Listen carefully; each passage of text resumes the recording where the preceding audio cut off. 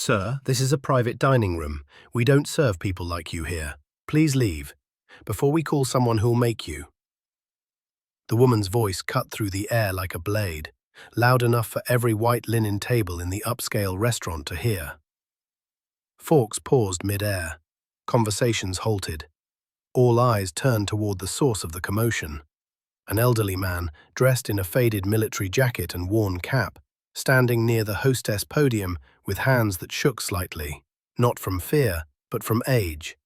He looked confused, almost embarrassed, eyes scanning the tables like he might be in the wrong place. But he wasn't. He'd been invited. It was Veterans Night at the Silver Oak Dining Hall, an annual celebration where retired servicemen could eat for free, sit with active duty members, and share stories that the rest of the world had forgotten. Except tonight, someone didn't get the memo. The woman who'd barked at him was dressed head to toe in designer black, her gold necklace shimmering beneath the low-hanging chandeliers. Seated beside her were three equally polished guests. None in uniform, none with a clue.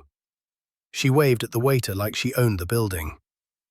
"I don't care if he's military. He smells like mothballs and looks like he wandered out of a nursing home. This is a 5-star establishment. Remove him." The old man didn't argue, didn't yell. He just nodded slowly and turned to leave, shoulders hunched, not from weakness, but from the weight of decades.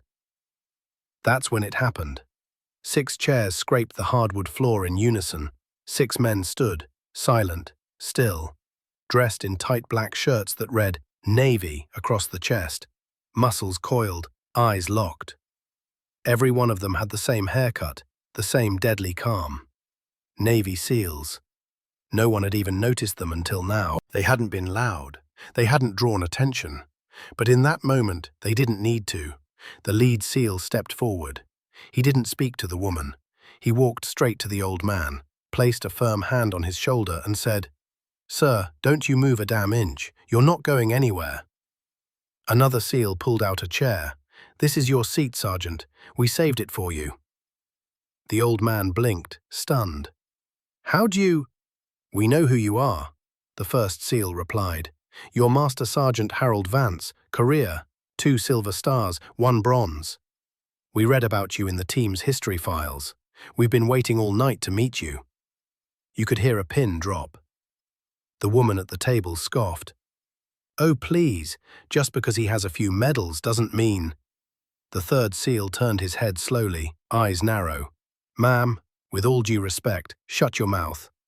Gasps rippled through the room. One of the waiters dropped a tray. The restaurant manager rushed out, clearly flustered, but froze when he saw the scene unfolding. Even he knew this wasn't just a dinner. It was a reckoning.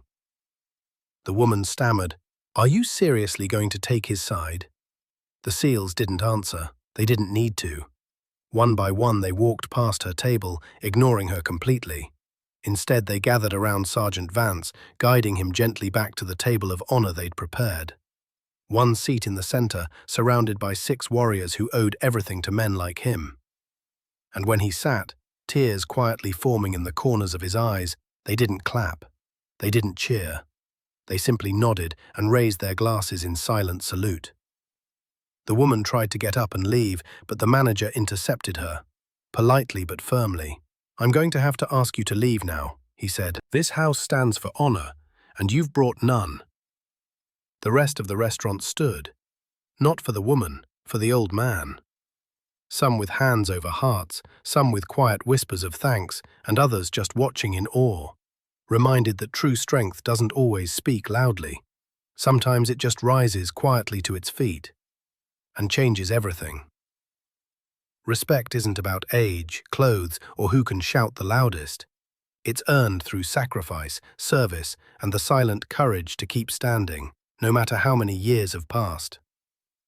And in a world full of noise, the quiet rise of a few good men still speaks the loudest. I want to see something. Comment your country in 1 word. Let's see how far this story traveled. If it touched you, like it, share it, and make sure you're subscribed. More powerful stories are coming fast.